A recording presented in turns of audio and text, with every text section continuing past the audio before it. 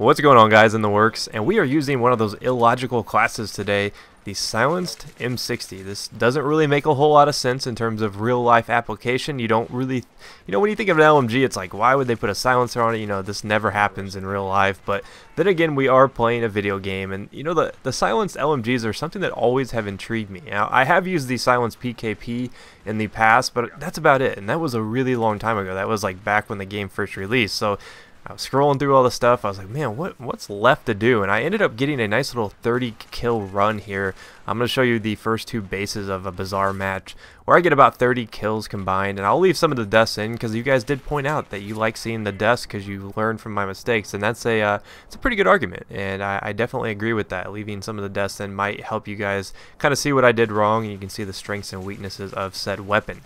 So hopefully you guys enjoy that. But I was scouring around the YouTubes yesterday, and I was looking at some of the sub counts for my particular channel. And honestly, guys, I don't really pay attention to that stuff very much. A lot of times when I'm getting close to a, quote, YouTube milestone and like subscriber counts or views or something like that, you guys are the ones that actually remind me of it, because I try not to obsess over those things, because that's not what's really important. What's important is making good videos. If you make good videos, people will watch them, and that's all you need to really worry about, is that people enjoy your videos. And I'm sitting back, I'm like, man, I'm really getting up there, and I'm looking at the sub count. I was like, man, 45,000, and it shows your channel rankings, and it shows who's below and above you, like 10 above, 10 below, and I'm scrolling through those, and one that catches my eyes is the Phil Collins official channel, and I was like, what?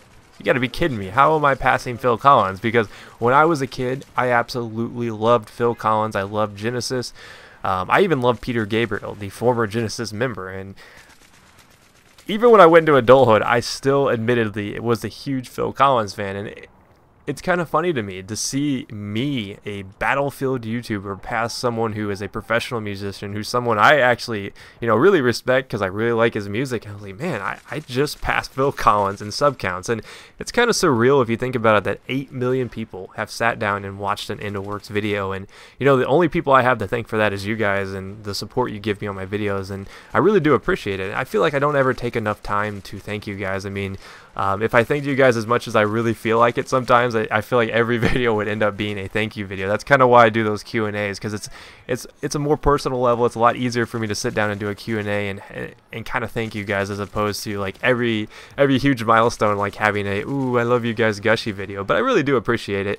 But I try to stick to the Battlefield 3 content. But me seeing the Phil Collins thing was like, oh man, I was like, I cannot believe this. I mean, 45,000 subs is a lot, but to think that you have more people watching your stuff than watching Phil Collins is kind of hard to digest. But like I said, I do appreciate it, guys. But the scope of YouTube really has gotten to the point where it's like, man, this is really, really big. The 8 million people watching your videos, that's huge. That's a lot of people.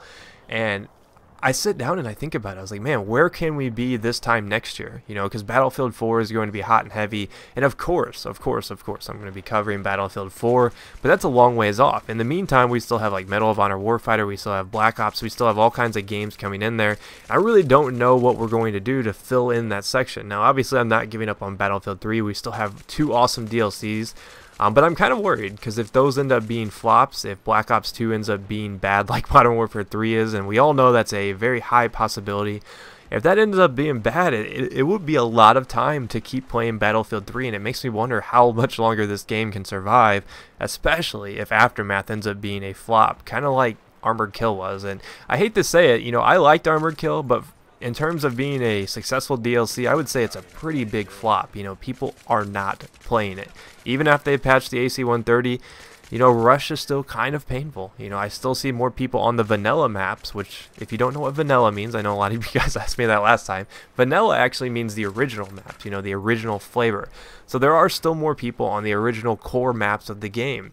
And you'd think that with the patch, people would be like, alright, let's go back to Rush on the new Armored Kill maps, but it just doesn't seem to be the case, and I just don't think people enjoy playing on those maps. And I'm kind of shocked, to be honest, because it seems like Metro is the most popular map everybody complained about in the beta, and yet it still remains to be the most popular map in Battlefield 3. So that's something to wrap your head around, and that makes me think, what direction will they take Battlefield 4? Will they make more maps like Metro? What's the setting going to be? because they're probably winding down on the portion of their development cycle where they focus on the DLCs. That's probably all mostly wrapped up. They probably just have to put some finishing touches on it. And then they'll focus those team members on Battlefield 4, and I'm kind of curious, you know, which direction they go with that. Are they going to stay in the same setting, or are they going to stick with the things that we already know? You know, this modern setting, I think, what is this, like 5 years after the current day, so it's like 2017 or something like that. Or are they going to reach even further in the future? Maybe they'll go back in time. I don't know, and that's a lot of questions we won't have answered for a while. Battlefield 4 will be a long ways off. But anyways, this was a completely random video, but hopefully you guys enjoyed the silenced M60. This was something I thought was kind of cool. I wanted to test it out and just get some variety with the gameplay, because we're to the point in Battlefield 3 where we like to mix things up, and that's what the whole purpose of the underused weapons videos are. And I plan on keeping those going strong, guys. I got a lot of things planned for the underused weapons, so hopefully you enjoyed this video, though. If you missed any of my past videos, now is a chance to catch up, and have a good Saturday. Peace.